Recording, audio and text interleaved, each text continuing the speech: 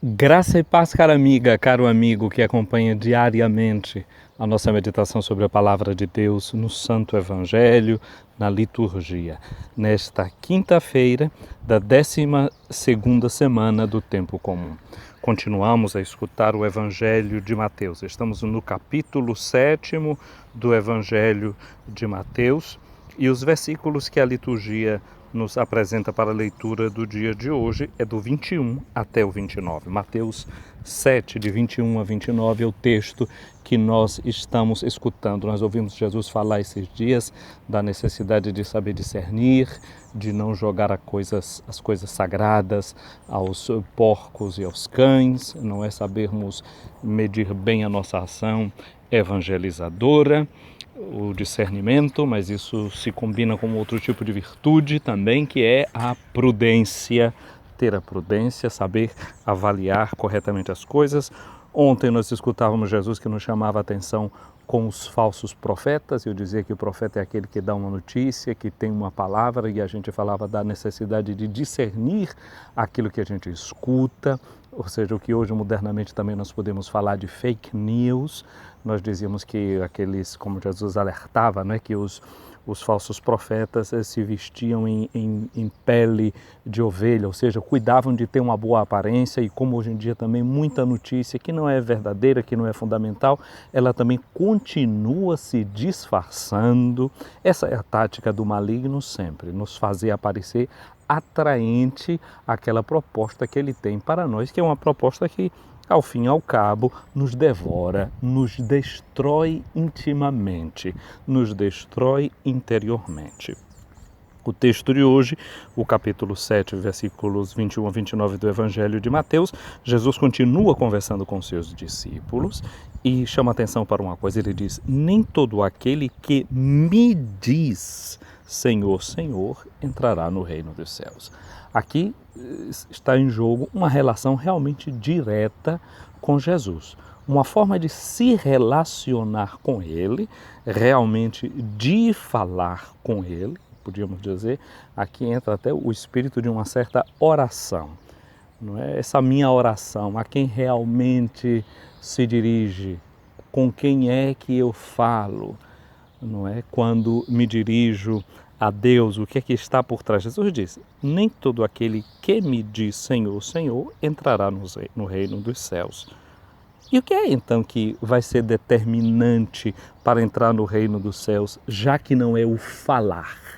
Porque o profeta também é aquele que fala, né? Que se coloca à frente dos outros para falar em nome de Deus. Não é? Tem uma palavra de alerta, uma palavra que às vezes a gente pensa que serve para encorajar os outros, etc. Porque o que é determinante então para que nós entremos no reino dos céus, para que tomemos posse do reino dos céus? Nós já ouvimos outro dia Jesus dizer: buscai o reino de Deus e a sua justiça. Então esse equilíbrio da justiça, a justiça é necessária para quem realmente quer entrar no reino de Deus. Então a chavezinha não é só a palavra reino, reino, reino, reino, reino, mas é também a palavra justiça, porque o reino, a gente pode dizer, é uma realidade que é espiritual.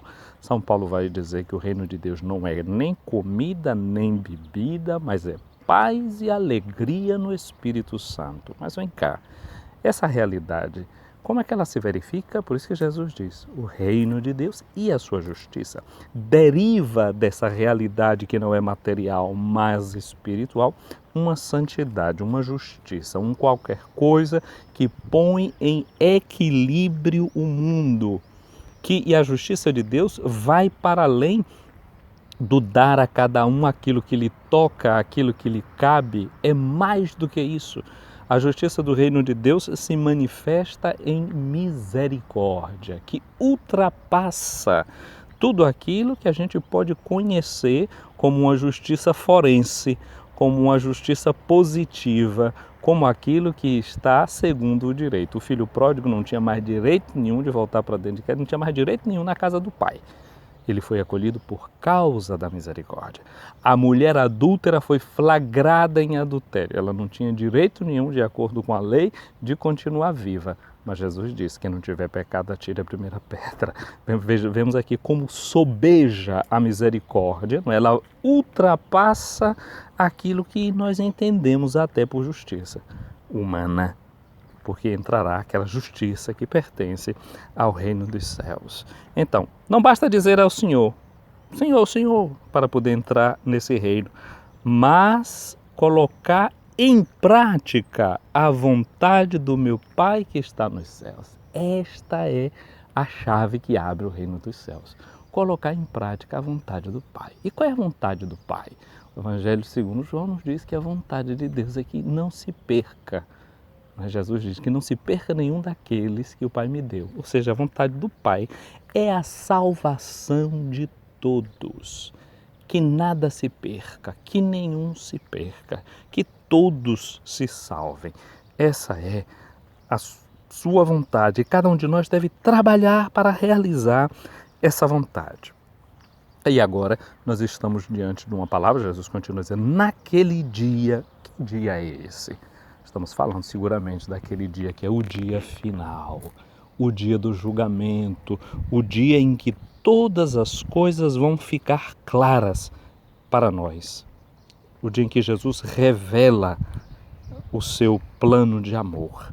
Ele faz, naquele dia muitos vão me dizer, Senhor, Senhor, não foi em teu nome que nós profetizamos? Olha a profecia entrando de novo, né?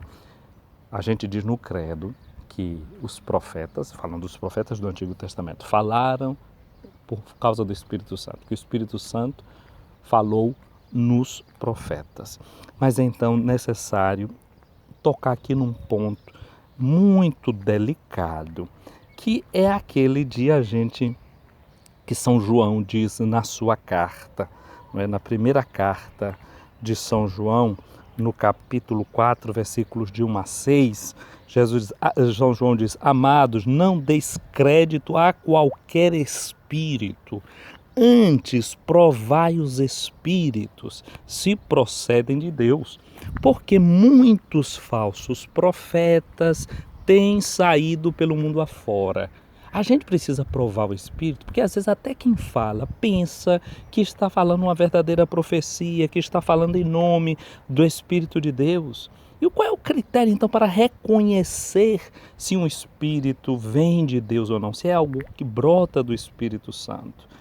São João diz, nisto reconhecereis o Espírito de Deus. Todo Espírito que confessa que Jesus Cristo veio em carne é de Deus. Todo Espírito que não confessa a Jesus não procede de Deus. Pelo contrário, este é o Espírito do anticristo, que é contrário a Cristo mesmo. Minha amiga, meu amigo, então há uma necessidade concreta de discernimento. Não é? Quem profetiza muitas vezes, quem fala em nome de Deus muitas vezes, pode estar pensando que está sendo movido por algo que vem de Deus. Então é necessário que você pense realmente no que está falando, pense no que está dizendo. Nem sempre tudo é como eu quero por uma primeira aparência. A necessidade de ser prudente, de olhar com discernimento, com atenção, para ver pelos frutos se aquilo vai levar à maior glória de Deus ou se dá apenas satisfação àquilo que é realmente humano. Continua Jesus dizendo, não foi em teu nome que expulsamos demônio? Olha, são sempre coisas muito importantes, muito potentes, né? Quanta gente por aí, com sessões de exorcismo, expulsando demônio, dizendo que na sua igreja expulsa demônio, tem corrente para expulsar demônio.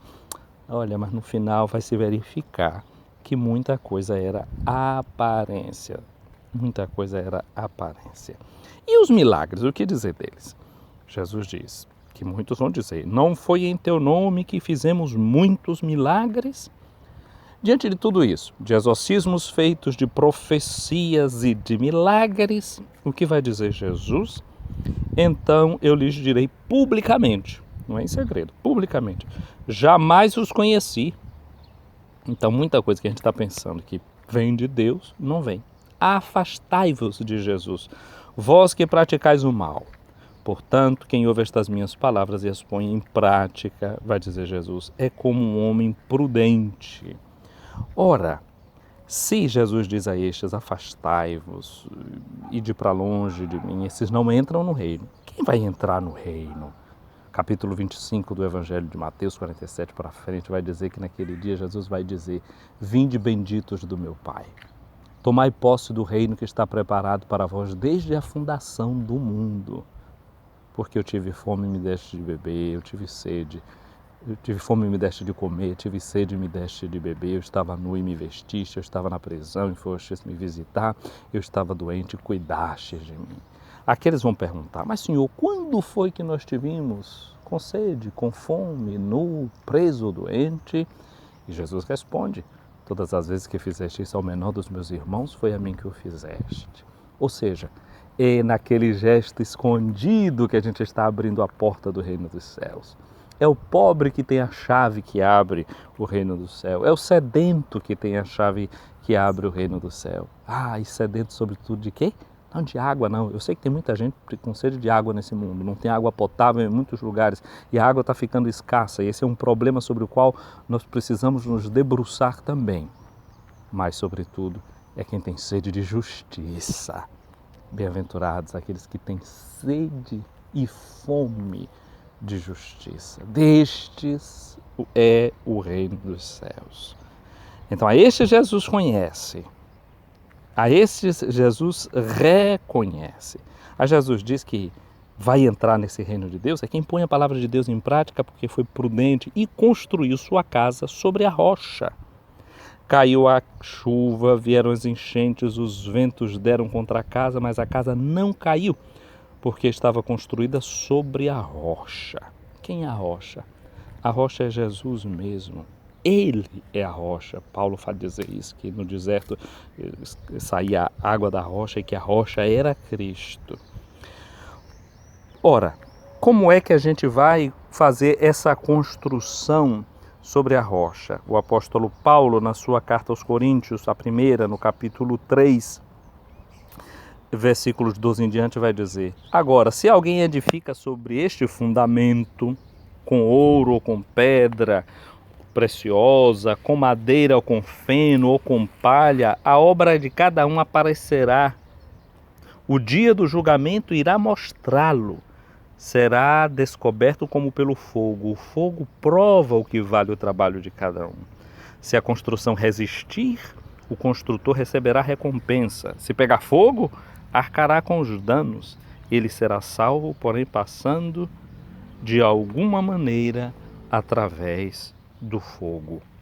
Minha amiga, meu amigo, a pergunta é essa: com o que é que nós estamos edificando a nossa casa? É sobre a rocha que nós devemos edificar.